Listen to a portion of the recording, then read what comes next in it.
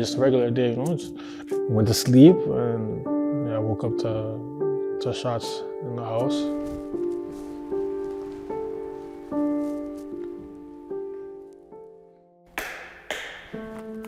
My name is Sam Douf, and this is my story. An 18-year-old man died in the Gilmour Street shooting. One person is dead, 3 were taken to hospital. One man was killed and 3 others seriously injured. Police have not yet found the shooter. The 3 victims, including a 16-year-old boy, remain in hospital. We now know all the people who were shot inside the Gilmour Street apartment were young men from Ottawa. I was born in Egypt, and we came to Canada probably like 2002. And then from there, I remember we stayed at a shelter for like a couple of years in the East, and then we got a home out in Blackburn in the East. Lived in Cotto for a majority of my life. I think my first love in sports was soccer, you know? I think it was everybody's, you know, first love soccer, you know? So I grew up playing soccer for a bit, and then that's when I got introduced to Turtle and Sean. And then they told me to come out to Bellevue when I was in grade 5.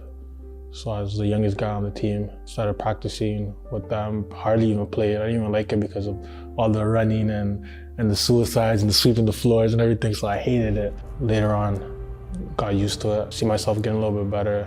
I played Ottawa Next Level for, I think, like 3-4 years.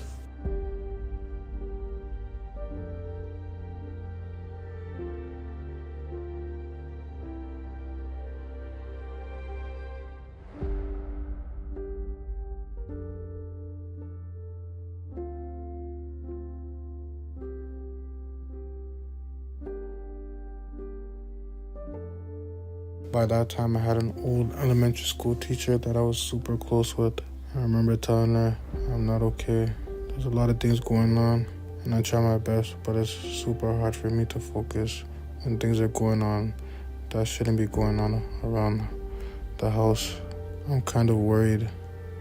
I'm anxious. I'm always having to look over my shoulder to make sure everything's good and making sure nothing happens to the people that I care about. Talking to people about how you really feel, like that wasn't really normal to me. So I tried my best to hold it in and keep it to myself and deal with it the best way I could. We been through rainy days and cloudy days. I know we thuggin', but I swear that we was better raised. Hard circumstances mean it changes ways. Then I ain't no turning back, cause we in a maze. And I swear to God, yeah, my like to act a fool. So far, you man, I really go back to school. Cause my boy, I see me really torn on the tool. And he won't hesitate to put a on the news. Well, we always knew about each other, you know? We always knew about each other because of the Sudanese parties. That, like, last year of high school, that's when it was like the crucial, like, where I read like every day, you know? Every day, even in the summer, together, sleeping at his crib, like, to the point where it's like I'm living there, you know? Like, I would hardly go home. The idea was just, it was a calm day, like, it was just like every other day. I seen a snap of with Metro at some B&B, you know? So I was just like, oh, he's back in the city, so let me come, you know, see this guy.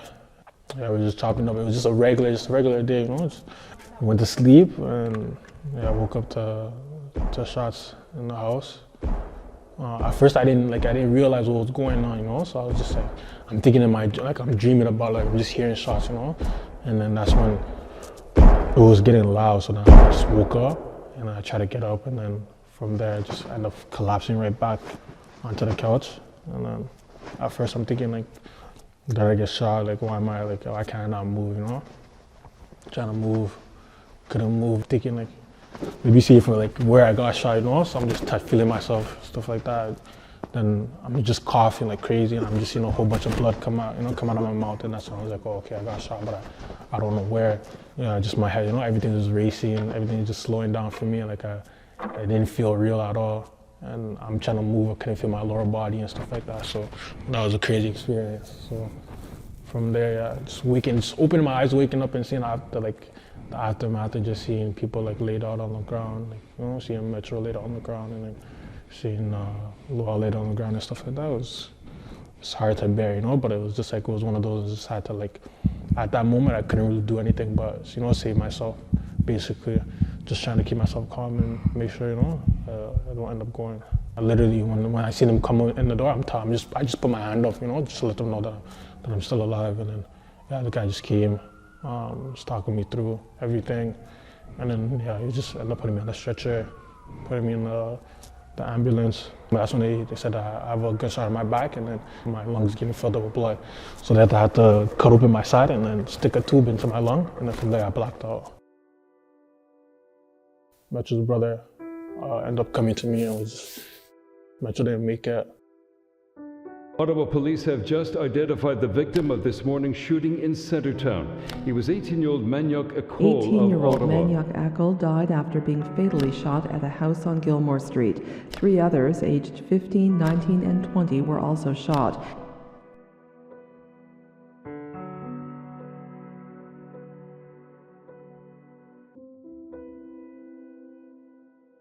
Like, depression came on later on. I think it was more the PTSD, you know?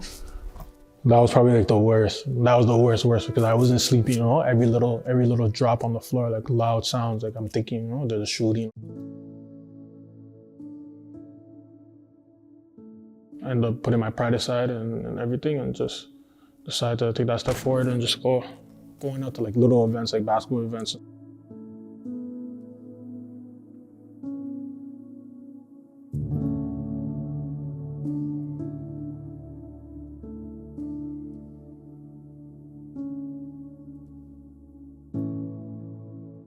When I got that first taste of like coaching a little bit, it was with Peace in the Streets with Turtle. I told Turtle I was coming, you know, and then he just told me, you want to come coach? I'm like, yeah, why not? When I was watching those kids play, I just felt like I could just see myself, you know, back when I was younger, and just how much fun they're having, and it's amazing, you know, to just watch these kids have fun and have a smile on their face. And having this big change in my life and opening up about my mental health and just talking about my story on the platform that I did was also another big one. I really want to get in tune with the kids and encourage them, remind them that they're living in Canada. There's so many opportunities to grow into something you enjoy. Don't defeat yourself at a very young age and just put yourself in a situation. I want to explain to them how street life and a lot of people glorify it, but that's not the best way to go. Listen to your parents, go to school, play sports. Why face grown man consequences when you're only a teenager or even a kid, or even worse, lose one of your best friends at a young age like I did?